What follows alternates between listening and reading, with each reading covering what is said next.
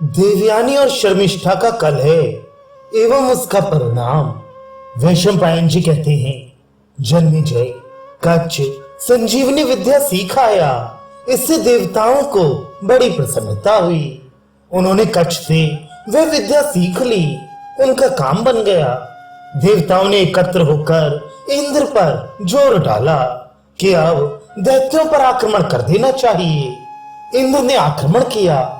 रास्ते में एक वन पड़ा। उस वन में बहुत सी स्त्रियां दिख पड़ी।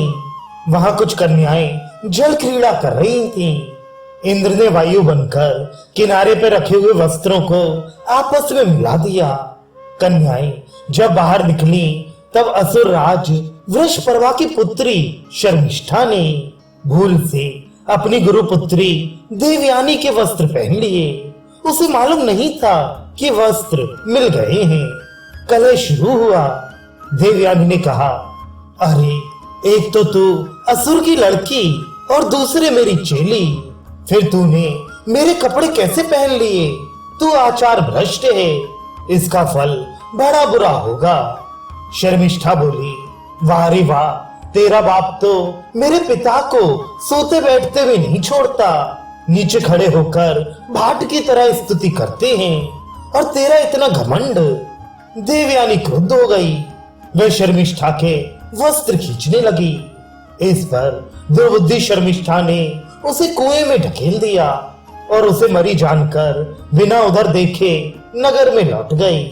इसी समय राजा ययाति शिकार खेलते खेलते घोड़े के थकने और प्यास लगने से विकल होकर पानी के लिए कुएं पर पहुंचे।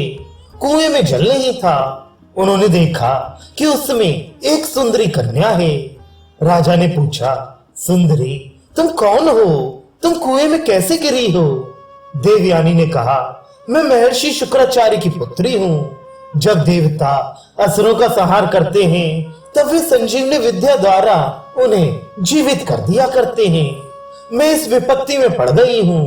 ये बात उन्हें मालूम नहीं है। तुम मेरा दाहिना हाथ पकड़कर मुझे निकाल लो। मैं समझती हूँ कि तुम कुलीन, शांत, बलशाली और यशस्वी हो। मुझे कुएं से बाहर निकालना तुम्हारा उचित कर्तव्य है। ययाति ने उसे ब्राह्मण की कन्या समझकर कुएं से बाहर निकाल दिया और उससे अनुमति लेकर अपनी राजधानी को लौट गए।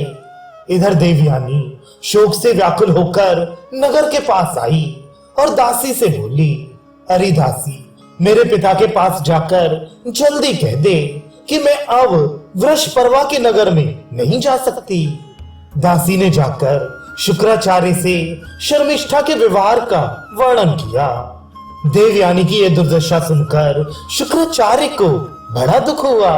वे अपनी लड़की के पास गए और अपनी प्यारी पुत्री को हृदय से लगाकर कहने लगे, बेटी, सभी को अपने कर्मों के फल स्वरूप सुख दुख भोगना पड़ता है।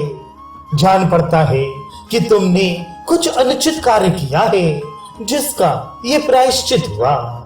देवयानी ने कहा, पिताजी, ये प्रायश्चित हो या ना हो, मुझे एक बात बतलाइए। वृषपर्वा की बेटी ने क्रोध से आंखें लाल लाल करके रूखे स्वर से कहा है कि तेरे बाप तो हमारे भाट हैं। वे हमारी स्तुति करते, हमसे भीख मांगते और प्रतिग्रह लेते हैं। क्या उसका कहना ठीक है? यदि ऐसा है तो मैं अभी जाकर शर्मिष्ठा से क्षमा मांगूं और उसे खुश करूं। शुक्राचार्य ने कहा, बेटी, तू भाट, भिखमंगे या दान लेने वाले की पुत्री नहीं है। तू उस पवित्र ब्राह्मण की कन्या है जो कभी किसी की स्तुति नहीं करता और जिसकी स्तुति सभी लोग करते हैं। इस बात को वृषपर्वा, इंद्र और राजा ययाति जानते हैं। अचिंत ब्राह्मणत्व और निर्द्वंद ऐश्वर्य ही मेरा बल है। ब्रह्मा ने प्रसन्न होकर मुझे अधिकार दिया है। भूलोक और स्वर्ग में जो कुछ भी है, मैं उस सब का स्वामी हूँ।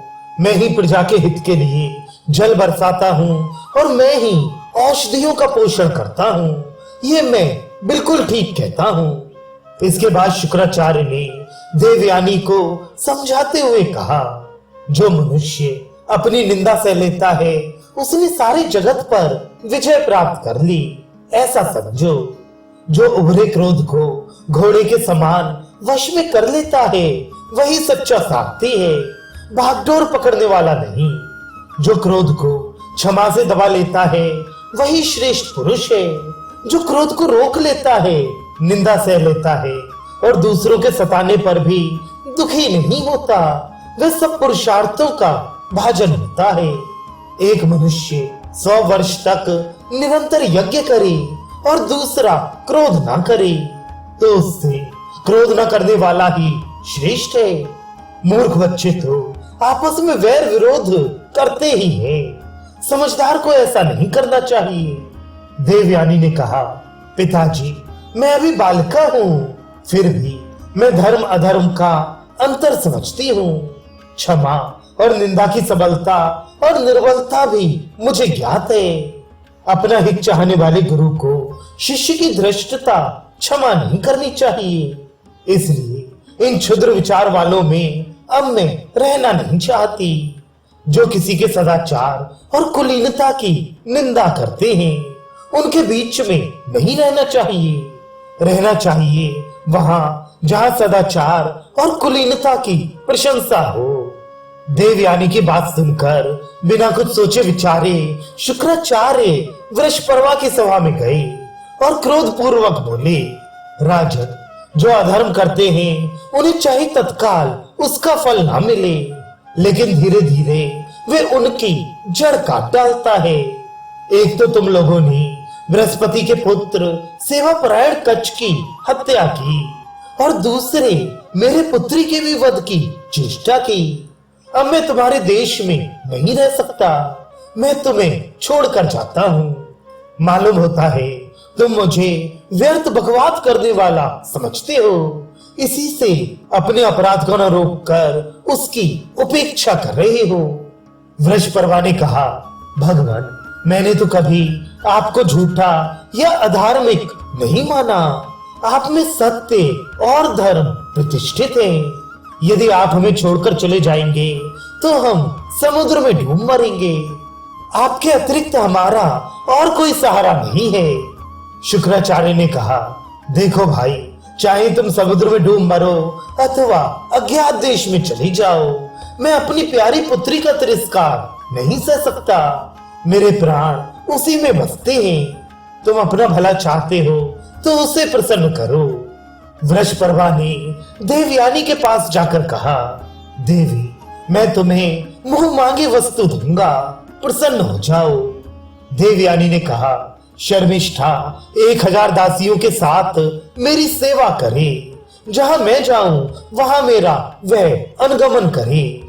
वृषपर्वा ने धात्री के द्वारा शर्मिष्ठा के पास संदेश भेज दिया।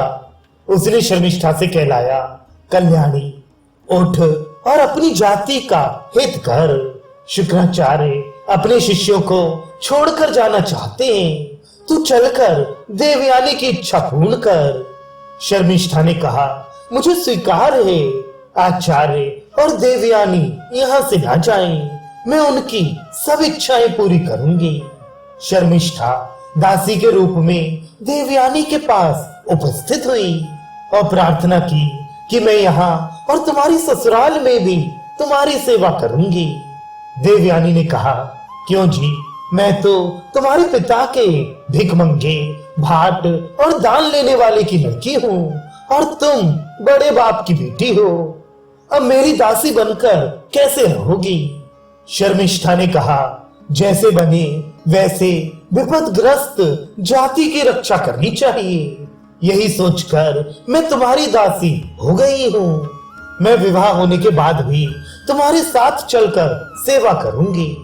तब देवयानी प्रसन्न हो गई और शुक्राचार्य के साथ अपने आश्रम पर लौट आई।